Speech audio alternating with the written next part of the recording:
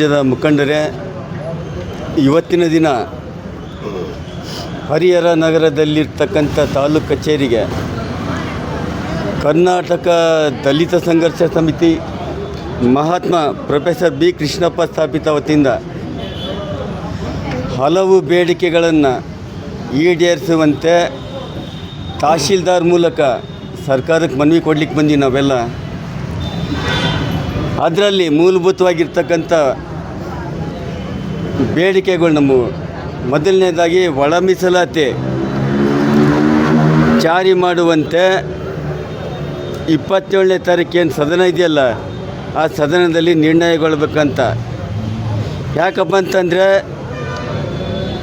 ನಮಗೆ ಬುದ್ಧಿಜ್ಞಾನ ಬಂದಾಗಿಂದ ನಾನು ನೋಡ್ತಾ ಇದ್ದೀನಿ, ನಾವು ಹೋರಾಟ ಮಾಡ್ತಾನೆ ಬರ್ತಾಯಿದ್ದೀವಿ ಅಷ್ಟೇ. ನಮಗೆ ಒಳ ಮೀಸಲಾತಿ ಅನ್ನೋದು ಸಿಕ್ಕಿಲ್ಲ. ಈಗ ಒಂದು 6 ತಿಂಗಳು ಆಗಿರ್ಬೋದೇನು ಅನಿಸುತ್ತೆ, ಬೇಡ 3 ತಿಂಗಳಾಗಿರ್ಬೋದು. ಈಗಿರ್ತಕ್ಕಂಥ ಸರ್ಕಾರ ಜಾರಿ ಮಾಡಿದೆ, ಅದು ಆಟಕ್ಕುಂಟು ಲೆಕ್ಕಕ್ಕಿಲ್ಲ ಅನ್ನೋಗೆ ಎಲ್ಲದನ್ನು ಪರಿಶೀಲನೆ ಮಾಡಬೇಕಾದಂಥ ನಮ್ಮ ಸಂಘಟನೆಯವರು ಯಾವುದನ್ನು ಮಾಡಲಿಲ್ದಂಗೆ ತರಾತುರಿಯಲ್ಲಿ ವಿಜಯೋತ್ಸವ ಅದಾವೋತ್ಸವ ಈ ಉತ್ಸವ ಅಂತೆಲ್ಲ ಮಾಡಿ ಈಗ ಮತ್ತೆ ವಿಧಾನಸೌಧದ ಮೆಟ್ಲನ್ನ ಹತ್ತಿದ್ದಾರೆ ಹೋಗಿ. ಅವರಿಗೆಲ್ಲ ನಾಚಿಕೆ ಆಗ್ಬೇಕಂತ ಹೇಳ್ತಾ ಇದ್ದೀನಿ ನಾನು ನಿಮ್ಮ ಮೂಲಕ. ನಮ್ಮ ಹೋರಾಟ ಏನು ಅನ್ನೋದ್ರ ಬಗ್ಗೆ ಯಾರಿಗೂ ಪರಿಕಲ್ಪನೆ ಇಲ್ಲ. ಹಾಗಾಗಿ ಹರಿಹರದಲ್ಲಿರ್ತಕ್ಕಂಥ ಏಕೆ ಕಾಲೋನಿಯಿಂದ ನಾವು ಕಾಲ್ನಡಿಗೆ ಮೂಲಕ ತಹಶೀಲ್ದಾರ್ ಕಚೇರಿವರೆಗೂ ನಡ್ಕೊಂಬಂದಿದ್ದೀವಿ. ನಮ್ಮ ಹೋರಾಟನ ಮತ್ತೊಮ್ಮೆ ವಿಧಾನಸೌಧದಲ್ಲಿ ಏನು ಕುತ್ಕೊಂಡು ನಮ್ಮನ್ನು ಆಳ್ತಾ ಇದ್ದಾರಲ್ಲ ಅವ್ರಿಗೆ ಕೇಳೋ ಹಾಗೆ ನಾವು ಅಲ್ಲಿಂದ ಗರ್ಜನೆ ಮಾಡ್ಕೊತ ಬಂದಿದ್ದೀವಿ, ಕೂಕಂತ ಬಂದಿದ್ದೀವಿ. ಅದೇನು ಅವ್ರಿಗೆ ಕೇಳಿತ ಬಿಟ್ಟಿದ ಗೊತ್ತಿಲ್ಲ. ಹಾಗಾಗಿ ಇನ್ನು ಮುಂದಿನ ದಿನಗಳಲ್ಲಿ 27ನೇ ತಾರೀಕು ಏನು ನಿರ್ಣಯ ತೊಗೊಳ್ತಾರಲ್ಲ ಒಳ ಮೀಸಲಾತಿ ಬಗ್ಗೆ, ಅದನ್ನು ನೋಡ್ಕೊಂಡು ನಾವು ಹರಿಹರ ತಾಲೂಕು ಬಂದ್ ಕರೆ ಕೊಡ್ತೀವಿ. ಮಾಡಿದರೂ ವಿಜಯೋತ್ಸವ ಮಾಡದೇ ಇದ್ದರೆ ಹರಿಹರ ಬಂದ್ ಕರೆ ಕೊಡ್ತೀವಿ ಅಂತ ಈ ಮೂಲಕ ಹೇಳಕ್ಕೆ ಇಷ್ಟಪಡ್ತೀನಿ.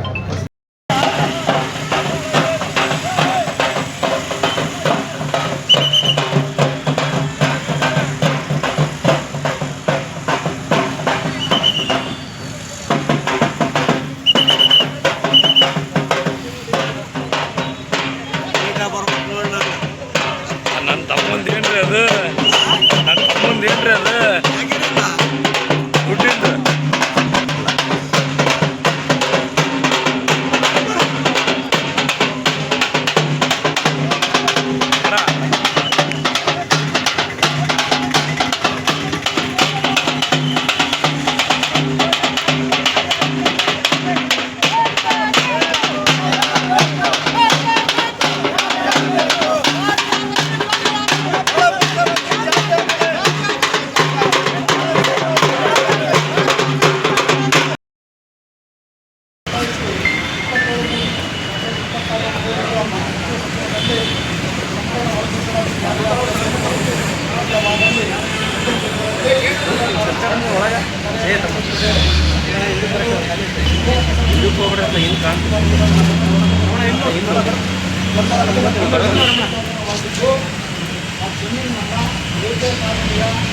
ಇದು